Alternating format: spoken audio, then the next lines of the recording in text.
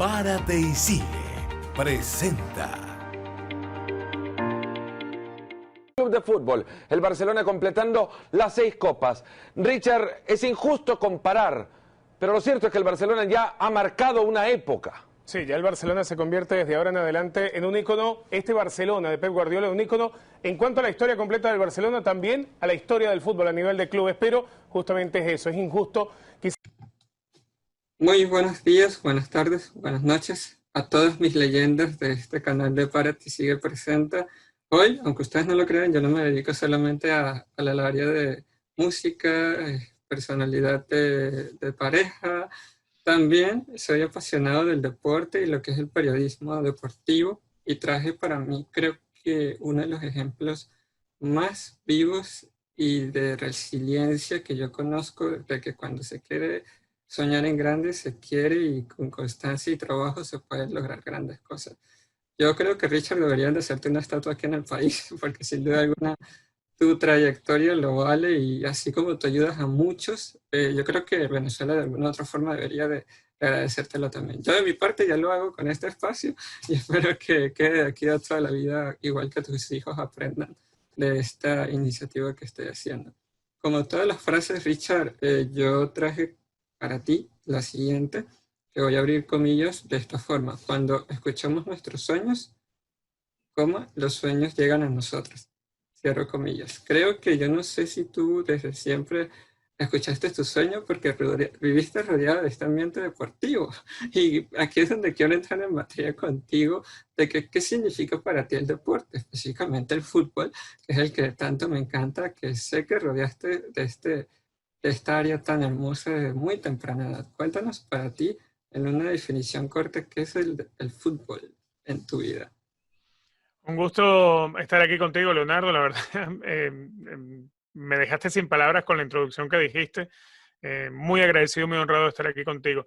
Mira, en realidad el fútbol forma parte de todo, ¿no? Desde que era niño vengo de una familia donde mi padre fue directivo y fue fundador de un club en Venezuela, el Canarias, hoy en día desaparecido. En mi entorno siempre estuvo vinculado al fútbol, mis amistades, y siempre fue mi gran pasión, junto a la producción y la dirección de cine, que a final de cuentas no es lo que terminé ejerciendo siempre como tal. Eh, pero sí, el fútbol creo que es lo que soñé como niño y lo vivo hoy en día como adulto, ¿no? Quizá no en la misma construcción del sueño, porque yo quería ser futbolista y no me alcanzaba porque era demasiado malo, pero por lo menos estoy ahí en el fútbol, ¿no? Llegué, digamos, al profesional, a vivir del fútbol, y me pagan por ver partidos de fútbol y por contar lo que pasa en los partidos de fútbol. No me puedo quejar. Ah, buenísimo. Tú sabes que te voy a contar una anécdota con mi historia. Mi mamá, yo quería también, como todos los niños del mundo, querían ser jugadores de fútbol en algún momento de su vida. Pero yo tenía un problema de corazón, que era el cual yo me impedía, entre comillas, disfrutar este deporte, ¿no? Y realmente mi mamá fue tan brillante con mi padre que me dijo: no puedes jugar fútbol, pero sin narrarlo. Y yo, ¿ah? Y de eso se puede vivir, dije yo. Y entonces realmente ahí fue donde tú entras en mi vida y vi, bueno, Richard meridiano, narra deportes, hace su trabajo, y realmente ahí fue cuando yo dije, bueno, quiero ser algún día, algún futuro comentarista deportivo. Y me puse a jugar a la Play todos los días, y ahí imparable, o sea, ahí es como que mi mamá me enseñó a transformar ese no en sí, y realmente tu trabajo me inspiró. Yo no estudié periodismo deportivo porque era tartamudo. Hoy en día es que descubrí que mi propósito es el comunicar, y aquí es donde yo quiero ir a la siguiente pregunta contigo, Richard, que cómo uno al momento de comunicar puede saber qué fuente es real, porque muchos hablan, pero pocos enseñan. Con tu experiencia, Richard, ¿cómo sabemos si ese periodista está teniendo una fuente emblemática y que es de credibilidad? A ver, es muy difícil rodearse, sobre todo cuando estás empezando, porque no tienes los Ujú, contactos para tener esa llegada con esas fuentes ujú, reales, ¿no? Digamos que en la medida que va creciendo y vas moldeando tu carrera, se te acercan las verdaderas fuentes, ¿no? Pero al ujú. principio no es fácil conseguirlas. Afortunadamente, yo siempre tuve la oportunidad de ir dando con las personas idóneas que me permitieron ir dando esos pasos, ¿no? Creo que también para eso, para dar con esas fuentes ideales, hay que tener un poquito de olfato, ¿no? Es decir, eh, tratar de sacar esas cuentas, como quien dice, o empezar a armar esos rompecabezas y decir, las cosas van a reventar por aquí o esto es lo que está por suceder. Por ejemplo, con el berenjenal que hay armado ahora con el fútbol venezolano, por ejemplo, es algo que uno dice, hay que saber sacar las cuentas, qué es lo que está pasando, quién es el que está hablando. Lo que pasa es que a veces, en cuanto, por ejemplo, el fútbol venezolano, es todo tan impredecible porque hay tanta gente metida, hay tanta gente que trata de conducir las cosas hacia un lado, que es muy difícil dar con esas fuentes reales. Entonces requiere, más que contactos, requiere mucho estudio también y mucho análisis. No Sí. es solamente analizar el fútbol o analizar una entrevista que te pueda dar un jugador, es analizar lo que está sucediendo dentro de una institución, como en el caso, por decirte, la Federación Venezolana de Fútbol con lo que está sucediendo. Ujú. Eh, hay que tener mucho olfato y a veces mucho cuidado con lo que se dice. Yo hoy en día cuando digo, por ejemplo, que a José Peseiro no le han pagado es porque no le han pagado. Es porque tengo una fuente que hoy en día está dentro de la Federación Venezolana de Fútbol y sabe lo que sucede con las finanzas de la Federación Venezolana de Fútbol, por ejemplo. Claro. No es algo que yo tiro al voleo, pero sí hay muchos que de pronto terminan de caer en el error de confiarse de lo primero que le dicen sin verificar Ujú. doble o triplemente cada una de las informaciones. Es lo que yo trato de hacer cuando voy a mencionar algo, como cuando es algo serio. Ujú. Ahora, el tema a veces también del análisis o de la preparación de un partido también te requiere encontrar algunas fuentes y no todo lo que está, y tú te habrás dado cuenta, en el Internet, no todo lo que sale en Internet es verdad. Ujú. Incluso en el Wikipedia cualquiera es capaz de crear información que es falsa, que a veces es utilizada para favorecer alguna simpatía o para inflar el nombre de un jugador. Ese tipo de cosas pasan. Entonces, siempre hay que ir doble o triple confirmando las informaciones que tú tengas, tenerlas de varios lados y entonces tú decir, bueno, ahora sí, esto sí parece cierto. A veces eso es lo que hay que aplicar cuando estás muy lejos de la fuente, hasta que termines consiguiendo fuentes específicas en cada uno de los sitios. Digamos que yo ya a estas alturas, con 50 años y tantos de carrera, más de 25 años de carrera, hoy en día puedo decir, mira, tengo fuentes en la Liga Española, en la Liga Italiana, en la Liga Alemana, en el fútbol venezolano ni se diga, y a nivel de selecciones de Sudamérica, en casi todas tengo fuentes importantes que me van Claro. revelando datos que de pronto no los tienen o no los maneja todo el mundo. Pero eso es Ujú. algo que se construye también con el tiempo. Sabes que me encanta todo lo que dices, Richard, y hay algo que me hace ruido en mi cabeza, que es cuánto tiempo uno estudia la fuente, cuánto debes de darle el tiempo que requiere para validar esa información. Mira, es mucho. A ver, mis fuentes principales, por ejemplo, Ujú. son fuentes que llevo conociéndolas más de 15 años, por decirte. Wow. Entonces, hay gente que ha envejecido conmigo. Son fuentes fidedignas, son personas que, a ver, son las personas que te dan una información y que tú sabes que no te van a arrojar por un barranco. A veces el barranco lo asumes uno cuando tratas de confiar en exceso en tu memoria. Es quizá una de las cosas que me sucede a mí. A veces confío en exceso en mi memoria y de pronto se me cruzan los cables y confundo un momento con otro cuando estoy tratando de recordar algo del pasado, pero no con la información del día a día. Digamos que Ujú. forma parte de, no sé, de ese día a día en el cual tienes que estar enterado de todo siempre al máximo. No, súper. Ahora, Richard, ya para cerrar este tema tan interesante que me gusta full, pero no es la esencia del programa como tal, porque la esencia del programa eres tú, no este término que quise refrescar hoy en día.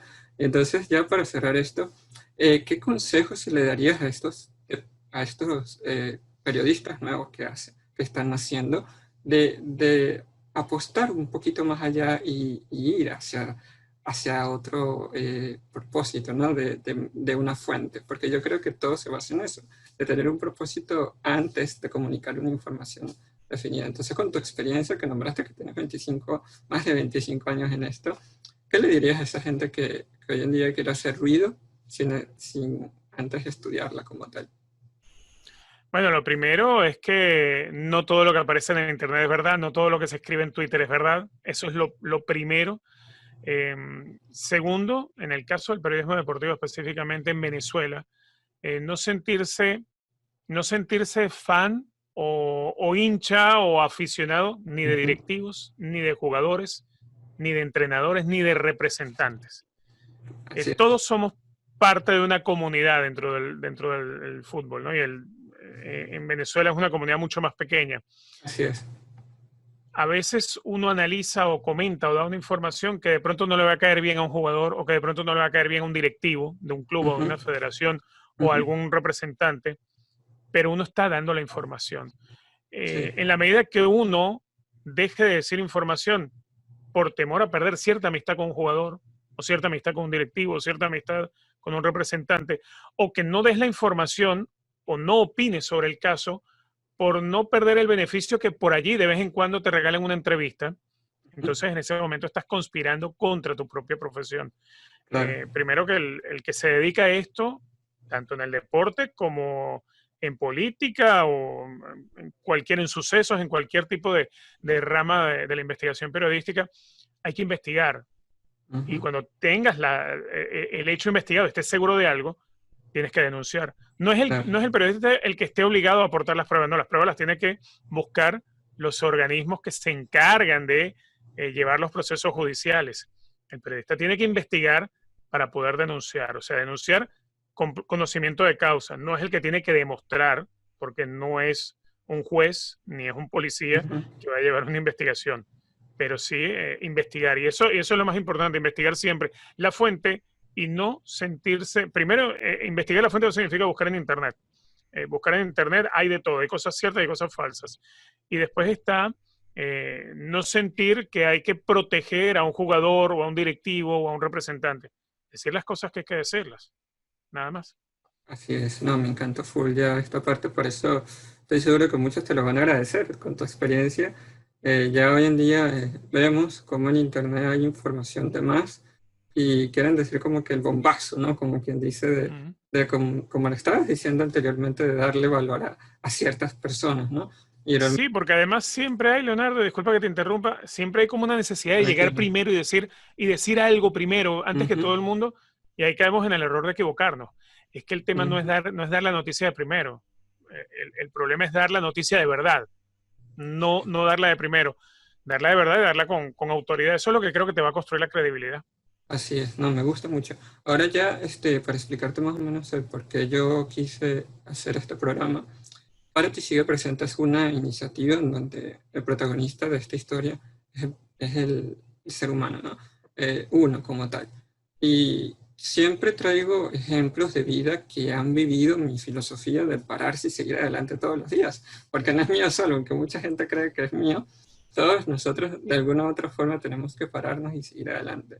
Y sin duda alguna, Richard, tu ejemplo de vida en el área deportiva y tu historia, te ha tocado mucho este eslogan sin querer queriendo. Y no sé si te lo hayas dicho de esta misma forma como te lo estoy compartiendo hoy en día, y estoy seguro que ahora sí te lo dirás constantemente. Y me impacta mucho, como le decía a mi mamá hace poco, tú fuiste y eres todavía mi acompañante de las noches, y antes eras como quien dice mi acompañante del mediodía cuando estabas aquí en Venezuela. Y realmente tienes tanta experiencia en los medios, eres parte de un programa tan emblemático como el de Fuera de Juego, SportsCenter, venezolano 100%, que es lo que más me llena de orgullo, y sentir que fuiste el abanderado de todo este ciclo de periodistas grandes que vinieron después de ti. ¿Cómo es el Richard de hoy al Richard de antes cuando inició todo esto?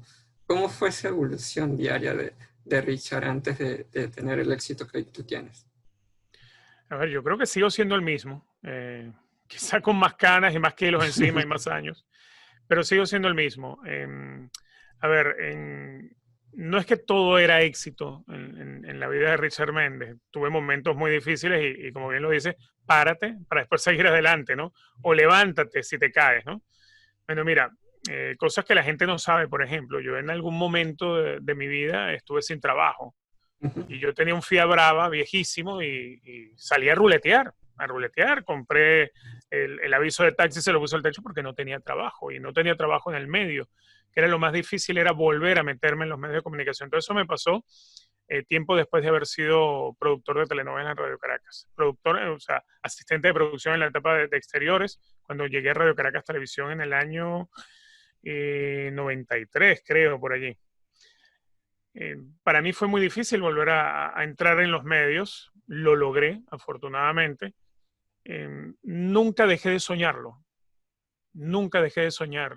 Yo creo que lo más importante para motivar al ser humano es creer que puede, es soñar lo que quiere. Yo todavía hoy en día, y por eso te digo, no ha cambiado nada, porque es que yo sigo soñando. Yo todos los días sueño. Yo salgo a caminar a diario de 10 a 12 kilómetros y voy con los audífonos y lo que estoy es pensando, soñando, imaginándome proyectos. A lo mejor me imagino a diario 50 proyectos distintos y de pronto no llevo a cabo ninguno, pero en la semana de todos los proyectos que se me ocurrieron, inicié 3 o 4.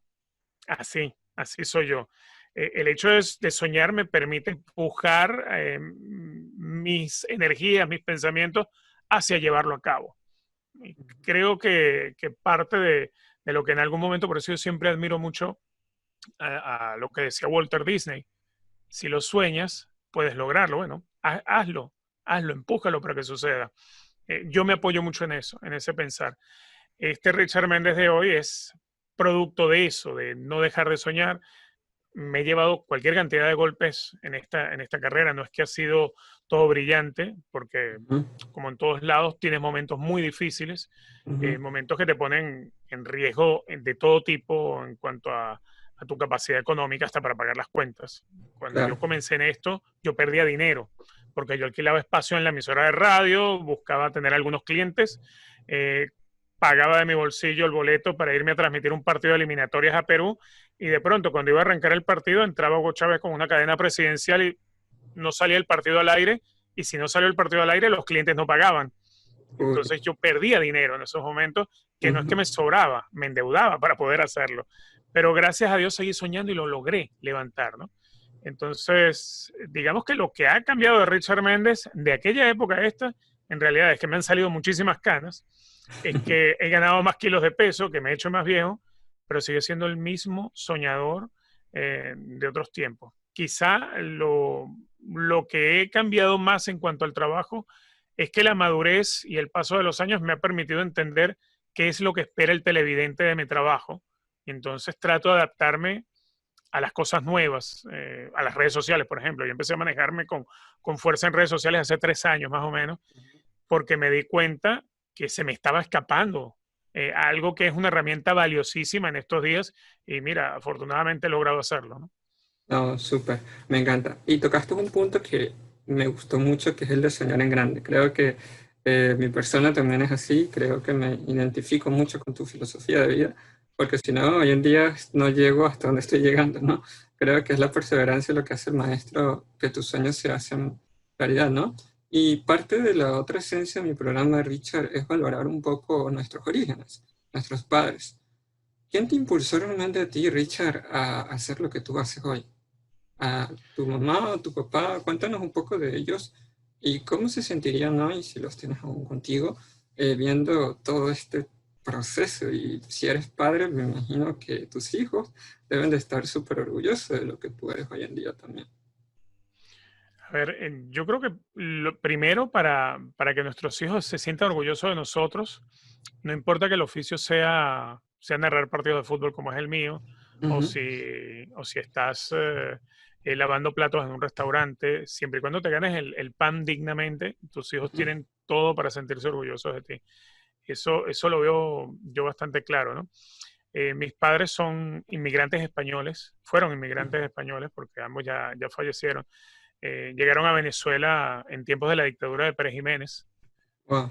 Gente muy humilde, trabajadora, que venían también además de una guerra civil en España, de una dictadura como la de Francisco Franco, y les tocó hacer familia, trabajar. Yo vengo de una familia bastante humilde que logró colocarse en el estrato de clase media baja, y en ese fue el círculo en el que yo crecí. En una época en la que Venezuela era un país donde se le decía la Venezuela saudita, por allá en la década de los 70, que había gente que tenía casa propia en Miami, pero vivían alquilados en Caracas. En esa época crecí yo, en la época del Tabarato. Y sin embargo, nosotros no nos alcanzaba el dinero como para ir a Miami, nunca. Yo vine conociendo Estados Unidos cuando vine por primera vez a hacer un casting acá en ESPN. Lo que sí, aprendí de papá y mamá, el trabajar con honestidad, no apagarle la luz al otro para que vean que tú brillas, no, tratar de brillar por ti mismo sin tener que apagarle la luz al que está al lado. Eh, mi padre y mi madre solamente trabajaron toda la vida, siempre trabajaron y les costó lograron tener algunas cosas, quizás no lo que yo hoy en día tengo, pero normalmente suele ser que cada generación, pues tu familia va creciendo. Es decir, tú hoy en día has logrado o vas a lograr más cosas de las que lograron tus padres y tus padres a su vez lograron más que tus abuelos y así va a seguir siendo a lo largo de la vida. Eso es un sinónimo, no, perdón, un diagnóstico perfecto de decir que en tu casa se están haciendo bien las cosas en cuanto a la educación de hogar. Así es. Entonces, así lo veo yo, ¿no? Por ejemplo, decir que yo sé que mis padres estuvieron muy orgullosos de lo que yo hacía, pero por ejemplo, en aquella época que yo me empecé a meter con el fútbol y a transmitir partidos de fútbol y yo alquilaba espacio en radio y perdía dinero porque lo perdía, yo recuerdo que mi padre muchas veces me dijo, deja eso, porque mi padre fue fundador de un club en primera división y mi papá también en su momento terminó perdiendo dinero y él no quería que yo pasara por lo mismo. Claro. Pero como que aquel decirme, deja eso, olvídate de eso, era como, yo sé que tú lo puedes hacer. O sea, como cuando te dicen, no lo hagas, pero hazlo. Ujú. Así era papá. Así era papá, que en paz descanse. Y digamos que bueno, como que yo entendí el mensaje como debía entenderlo, ¿no? Y Claro, sé no. que de pronto yo logré algo que él sabía que yo podía lograr y que me terminó de dar esa confianza, esa autoestima para poder sacarlo adelante. No, súper, ultra, me encanta. ¿Sabes que hay algo que escuchándote y aquí reflexionando todo lo que dices, hubo un tiempo, Richard, que cuando tú tocaste fondo querías dejar de creer en esta profesión de periodismo deportivo y dedicarte a otra cosa, o siempre enfocado 100% en este sueño tuyo? Mira, yo nunca he dejado de creer en las cosas que creo, que siento. Ujú. Fíjate, incluso una vez estando en Meridiano, hubo un directivo que me dijo que había que revisarse si yo servía para esto, por ejemplo. Wow, ¿en serio? Sí, sí, sí. Este, y después te das cuenta que, o sea, eso es algo que a mí me derrumbaba cuando pasaban ese tipo de cosas, porque siempre te vas a encontrar gente en el camino que, que no va a valorar tu esfuerzo. Ujú. El tema es que tú no le des fuerza a esas personas, que no le des fuerza a esos momentos en los cuales toca fondo. Eh, Uno tiene que ser como un balón. El balón cuando viene de arriba y cae contra la hierba, rebota de inmediato. Bueno, así tiene que ser uno.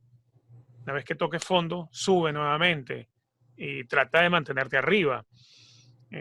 Así ha sido la vida. Entonces, cuando he tenido esos reveses de la vida, que los voy a seguir teniendo, porque los tengo y los sigo teniendo, lo importante es que al día siguiente pues sigas teniendo fe y sigas pensando. Yo aquellas veces que te digo que tuve que ruletear, yo por dentro los ratos que no estaba con alguien en el carrito, sino que estaba buscando a ver a quién me pedía hacer una carrerita y estaba por ahí, no sé, por Chacaíto y andaba con el auto hasta Plaza Venezuela, iba imaginando ese futuro en el que yo quería estar. Ujú. O sea, es decir, no es soñarlo, no es soñar despierto, es no dejar de soñarlo, es no darlo por olvidado, no renunciar, esa es la palabra. Renunciar es imposible, no se puede aceptar. Los sueños, las aspiraciones son irrenunciables en la vida, irrenunciables. Así como tus principios y tus ideales son innegociables, bueno, los sueños son irrenunciables. No, me encanta, me encanta. Es que me siento muy identificado con todo lo que tú dices y por eso estoy muy feliz de que hayas aceptado mi invitación desde hace rato que teníamos pendiente Mm. vernos y ya por fin se concretó y estoy seguro que aquí salió una buena amistad. Richard, ahora viajado por todo el mundo representando a Venezuela, siguiendo ese sueño tan alto como lo haces hoy, entrevistando a a toda la plantilla, diría, venezolana. ¿Cuál fue el momento que recuerdas con mucha gratitud en tu vida como periodista venezolano que eres al momento de ver a tu selección jugar? ¿Qué momento? No, sin duda alguna. el momento más hermoso es el centenariazo. El centenariazo. Sabía que ibas a decir eso. Porque, a ver, es que fue una oportunidad, Leonardo, en la cual los días previos al partido iban sucediendo eventos que te iban cargando como de rabia. Esa rabia que uno por el gentilicio, que uno como venezolano ha sentido siempre que el pasaporte ha pesado a la hora en el fútbol o que no te ven de la misma manera. Sí. El famoso, la famosa tapa del diario, la portada del diario ABC de Montevideo, donde estaba la mesa de futbolín, solamente con los jugadores celestes y que decía Venezuela no existís, eso lo vi yo, eso lo tenía, ese diario lo tenía yo en Venezuela porque me lo llevé de Uruguay. En la eliminatoria sudamericana se acostumbraba a ir trabajando psicológicamente al equipo rival, y a Venezuela era uno de los que más le pegaban. Venezuela iba a Perú y era, o sea, yo me acuerdo de Pastoriza en Perú, por ejemplo, lo encerraron en el camerino después de dar la charla en el entretiempo. Y salió después de 30, 40 minutos estando encerrado en el camerino porque él se quedó como último y cuando le cerraron le pasaron llave y desaparecieron. O sea, a eso se juega en la eliminatoria sudamericana. Bueno, esos días previos al partido del Centenario pasaron tantas cosas. Y alguien con el que yo tengo muy buena amistad, que es Carlos Saúl Rodríguez, un psicoanalista, en aquel momento era el psicólogo de la selección. Y estábamos, me acuerdo, fuimos la noche antes del partido al reconocimiento de campo del Centenario. Y yo le digo, Carlos, ¿qué crees que va a pasar mañana en la noche? Me dice, Carlos es un tipo que no sabe mucho de fútbol. Te digo la verdad, es un psicoanalista, un excelente psicólogo, pero de fútbol no sabe demasiado. Me dice, vamos a golear. Yo, ¿tú estás seguro? Sí, sobrado. Mira cómo caminan los jugadores, mira la tranquilidad que tienen. Y claro, yo sí veía la camaradería, los veía. Él me decía que hasta me fijara en la forma en la cual ellos pisaban la cancha. Wow. Y sí veía muchísima seguridad, pero decía, el otro equipo, o sea, está el Chino Recoba, está el Cebolla Rodríguez, era un equipazo. Sí. Y a final de cuentas, al día siguiente, cuando empezó el partido y empezó Venezuela a esconderle la pelota a los uruguayos y empezó el baile, yo dije, como que tiene razón. O sea, la parte motivacional existió tanto y además que creo que la colección de rabias durante todo ese viaje, que a Venezuela le cambiaron el balón 3 veces antes del partido, entonces empezás a entrenar con un balón en la mañana que iba a ser Nike para el partido y después a las 2 de la tarde decían, no, que ahora va a ser un balón Reebok. Y así estuvieron a Venezuela, o sea, todos los balones cambiaban, todo lo del diario, y después te das cuenta que todo eso, lejos de amilanarte, te fortaleció, porque tenías convicción. Entonces, digamos, ese 3-0, yo lo transmití para Unión Radio y yo lo disfruté, Leonardo, como no tienes una idea. Me imagino. Al punto de, nos reunimos un grupo de venezolanos, de emisoras venezolanas que habíamos estado, algunos periodistas escritos que estaban, y estábamos esperando por donde salía la selección en el Centenario, por donde salían de la conferencia de prensa. Es en la sala de trofeos del Centenario. O sea, éramos puros venezolanos y nos abrazábamos y decíamos, estamos en la sala de trofeos del estadio donde se jugó la primera Copa del Mundo, rodeados de trofeos, de la grandeza de más de 100 años de historia de una selección, y Venezuela acaba de meter 3-0. Así es. Entonces, ese es sin duda alguna el recuerdo más hermoso que me ha dejado esta profesión en todos estos años. Y me lo dices, y te lo juro que tengo la piel erizada así completamente, no sé si te pasa lo mismo. Sí, lo recuerdo y siempre lo recuerdo. Y ahora, Richard, vemos el fútbol venezolano de una manera distinta, porque Tomás Rincón, Salomón Rondón, muchos están dando talla, Sotelo hoy en día también. ¿Cómo fue ese orgullo para ti? No sé si has tenido la oportunidad de entrevistarlos afuera en sus diferentes clubes, que ya no es esa Venezuela con la que te pinta, con la que uno creció, ¿no? Sino que ahora nos tienen como que respeto. Pero ahora estos capitanes, como le digo yo, también Juan Arango, por supuesto, que no lo puedo dejar por fuera.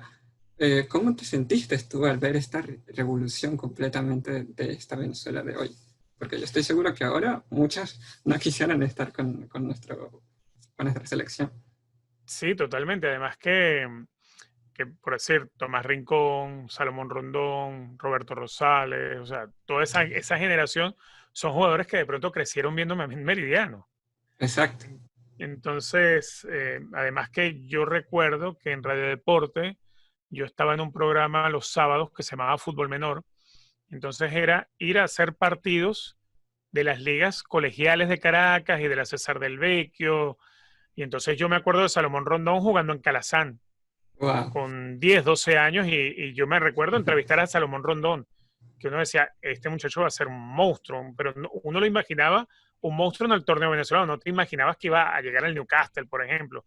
Así es. Igual con Rosales, porque Roberto Rosales era del 23 de enero. Son muchos, ¿no? Entonces, digamos, yo los vi crecer dentro del fútbol, obviamente. Y hoy en día, tener la oportunidad de vez en cuando de poder entrevistarlos, por decir, a Tomás Rincón no lo entrevisto desde que él jugaba con la Juventus. Wow.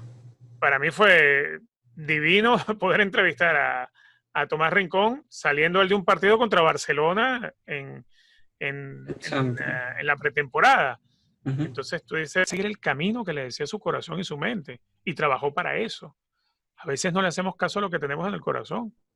A veces no le hacemos caso a lo que soñamos. A veces no nos sentimos seguros de poder lograr lo que nos llega a la mente. Y en aquella entrevista te garantizo que eso fue lo que yo terminé percibiendo de él. No, me encanta, ¿sabes? Lo digo porque es que yo te veo a ti y yo digo que realmente cuando una mente sueña en grande no tiene límites de barreras o personas que lo destruyan, ¿no? A mí me pasó mucho que realmente lo que yo hago es porque a veces uno no cree en el talento y a veces uno mismo se autodestruye, ¿no? No sé si te pasó mucho que, ok, también esto no puede ser para mí o no me lo creo. Y después de eso, ¿qué vino después de la entrevista como tal?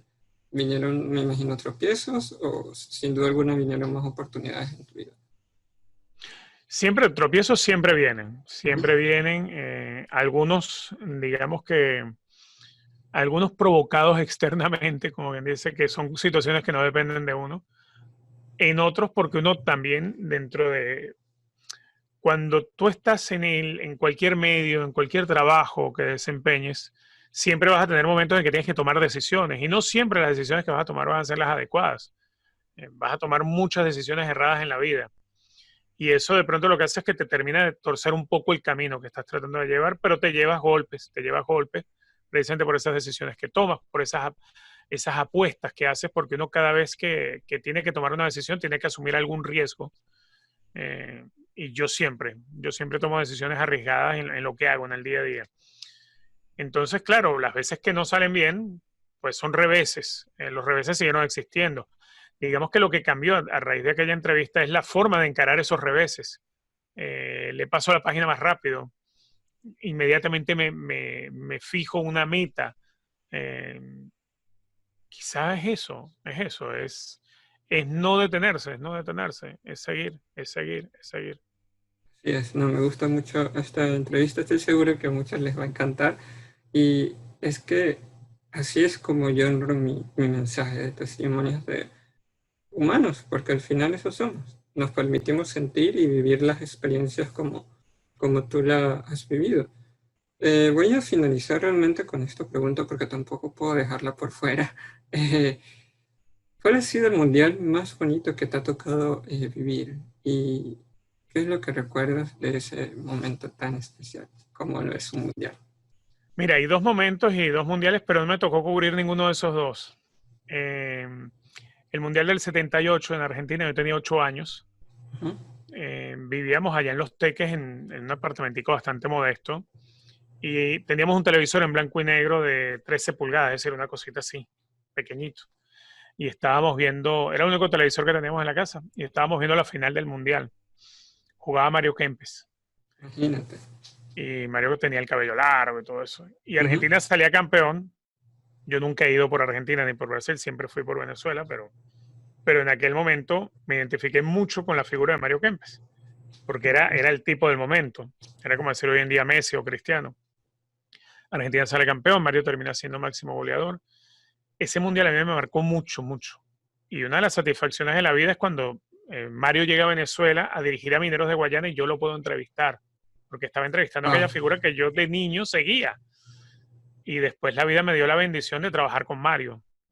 y no es, para mí no es Mario Kempes, él es Marito. Él es Marito, es una persona que no tiene nada que ver con la lejanía que te puede significar alguien que ganó un mundial. Ujú. El otro mundial que recuerdo de una manera muy especial y que me marcó fue sin duda alguna el de España 82. ¿Por qué? Bueno, porque yo siendo sudamericano y digamos, por ese deseo que Venezuela siempre fuese grande en el fútbol, yo nunca, nunca, nunca, nunca he apoyado, si en un torneo no está Venezuela como el mundial, porque no ha clasificado, nunca he apoyado a una selección de Sudamérica. Pero es que no. Les deseo que pierdan todas. Y la razón es simple. Es que yo no es que les voy en contra porque yo no soy sudamericano, no, es que yo soy venezolano. Y si Venezuela no está en el mundial es porque no pudo con Brasil, no pudo con Argentina, no pudo con Colombia. Ah, que ellos fueron mejores, sí, pero igual por ellos es que Venezuela no está. Ujú. Entonces yo nunca les pude ir. Y en el mundial del 82, digamos, yo, a pesar de que soy hijo de españoles, no me identifiqué con España nunca. Y digamos que acogí a Alemania como mi representante del mundial.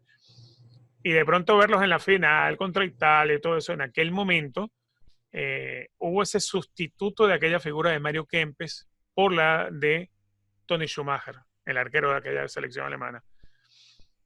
Yo soñaba con ser arquero, yo soñaba ser arquero como él, por ejemplo.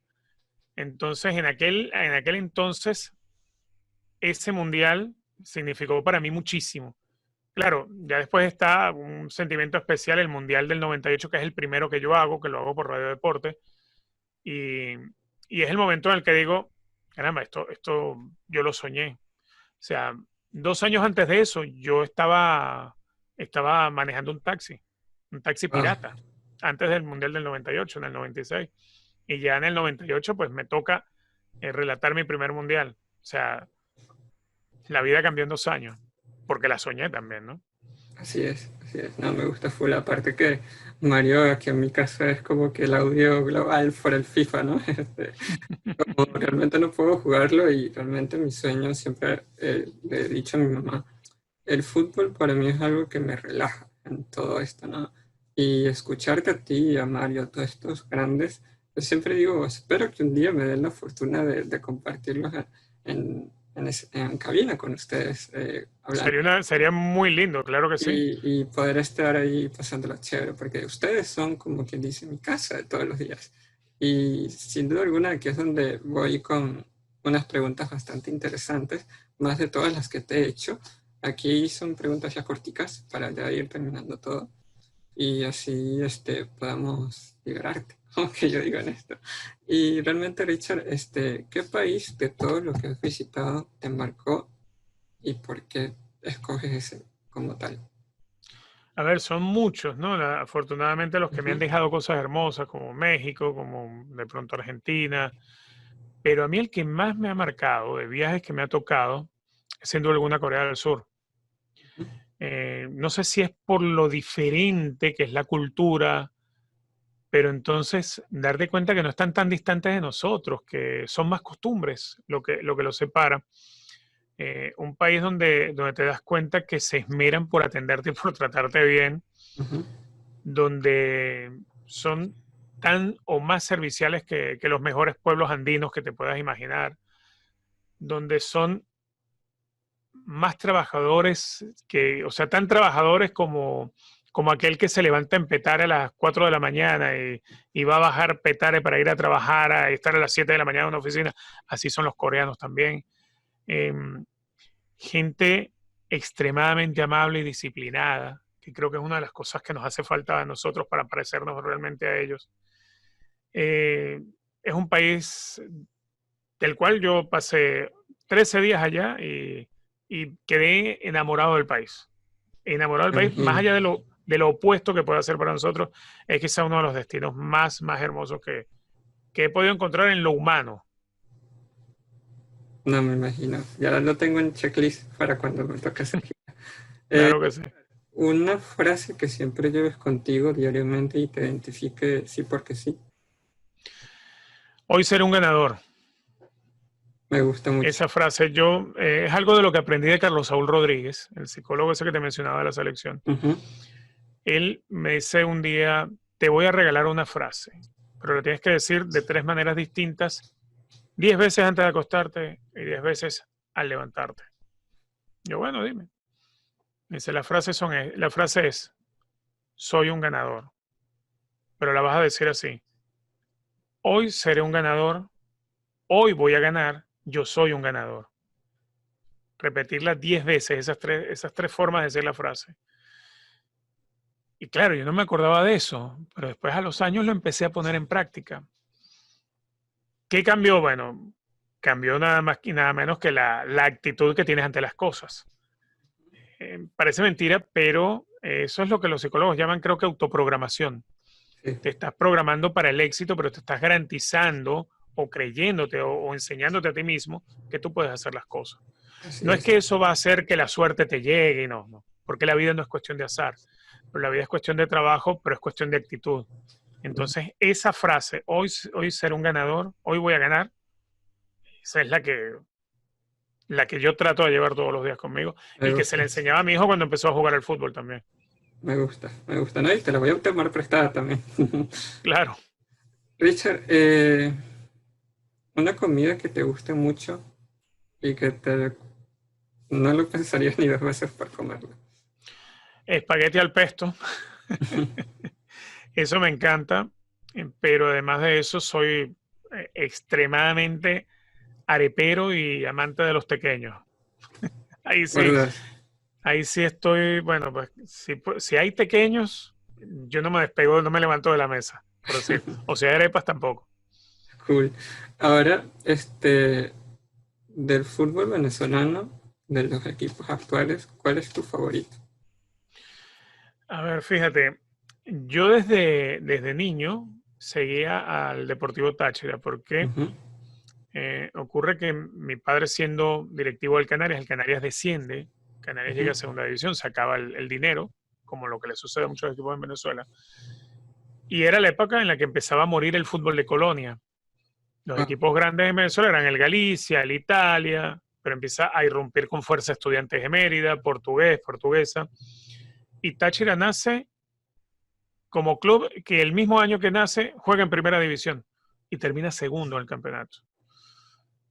Y digamos que ahí a mí me gustó, porque claro, estaba acabándose el fútbol de colonia, ya no estaba el equipo de la familia y empecé a apostar por Táchira. Mucha gente me dice, ¿cómo tú siendo caraqueño le vas a Táchira? Bueno, pero es que cuando yo crecí viendo fútbol, Caracas era un equipo aficionado, no existía en segunda siquiera. así es.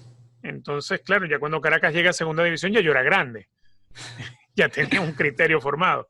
Recuerdo una vez, yo iba a jugar unos interclubes españoles en Barinas, con el Centro Hispano de los Teques, Ujú.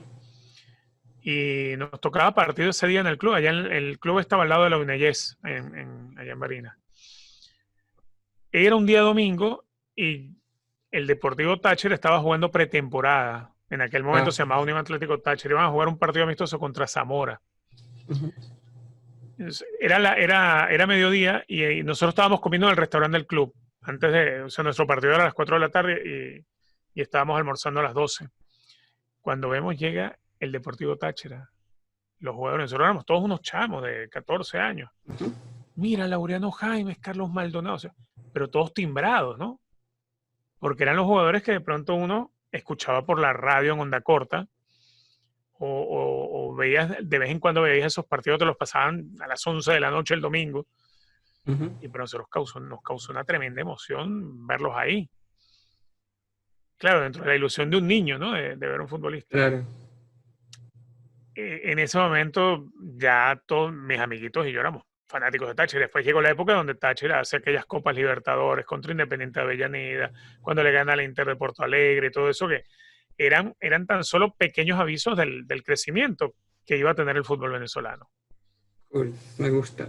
Ahora una película que te guste full y siempre la ves sin ningún A problema. ver, hay una que me encanta y la veo muchas veces y la película es malísima, porque es malísima, pero a mí me encanta. Grease, Vaselina, la de John Travolta con Olivia Newton-John. Ajá, Esa película, yo cada vez que la puedo ver la veo. Me encanta. Es un musical, y la película es mala, la trama es malísima, pero a mí me encanta. Hay cool. otras que siempre voy a ver, las de Star Wars, porque soy, al igual que mi hijo, fanático de Star Wars. Y de las películas venezolanas hay varias. Hay una especial que a mí me gustó mucho, que es Jericó, que es de Olegario Barrera. No, Olegario Barrera no, miento. Olegario Barrera es el que hizo Fin de Round. Eh, es de aquella época en la cual yo estudiaba producción y dirección de cine, en los años 90. Entonces, todas esas películas me marcaron también. Ujú.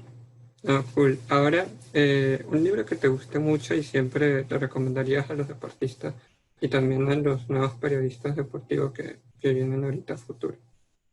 Bueno, fíjate, no es un libro de fútbol el que te voy a recomendar. Es un libro que te enseña a soñar que las cosas son posibles. Es más, de hecho, no es un libro, es una serie de libros. Caballo de Troya de JJ Benítez, que cuenta o trata de un viaje al pasado en la época de Jesucristo. Ese libro, claro, cuenta cosas imposibles de hacer, pero te da a entender muchas cosas, te deja muchas enseñanzas que te pueden servir en el día a día para llevar adelante tus proyectos, para saber en quién confiar, para fortalecer incluso tu parte religiosa si la quieres hacer. A mí me encantó ese libro. Son esa clase de libros de 500, 600 páginas que uno los lee en 2 o 3 días, porque desde que empiezas no puedes parar. Esos Uy, libros yo los leí todos los completos, los de Caballo de Troya, y me encantó. Es esa historia del viaje a través del tiempo cool. y Ahora, conocer personajes y darte cuenta cómo debieron ser esos personajes. cool, me gusta, lo voy a tomar en cuenta para leerlo. No lo había Ujú. en consideración. Ahora, un mensaje para lo nuevo que vamos a ver a futuro del deporte y que no- El mensaje es darnos este, cuenta que tenemos que adaptarnos a los cambios. Tenemos que adaptarnos. Hoy en día, dentro de la pandemia, por ejemplo, nos tenemos que empezar por ahora a acostumbrar a un tiempo sin público en las tribunas, así como nos tenemos que acostumbrar a salir a la calle con tapabocas y guantes y todo aquello. Siempre todo va a ir cambiando. En el deporte, por ejemplo, hasta la distribución de la televisión está cambiando. Ya hoy en día la gente consume más streaming, consume más YouTube, más canales que no sean de cable que el propio cable, porque todo va cambiando. ujú, Entonces, en el deporte lo que es primeramente que no tener miedo a los cambios. Esos cambios, por lo menos en el caso del fútbol, creo que si vemos el VAR ha sido un cambio importante, por ejemplo, para tratar de evidenciar alguna justicia que se nos pierde. Pero también es importante ver y entender que los cambios hacen mejor al futbolista, pero tienen que empezar a hacer mejor al fanático.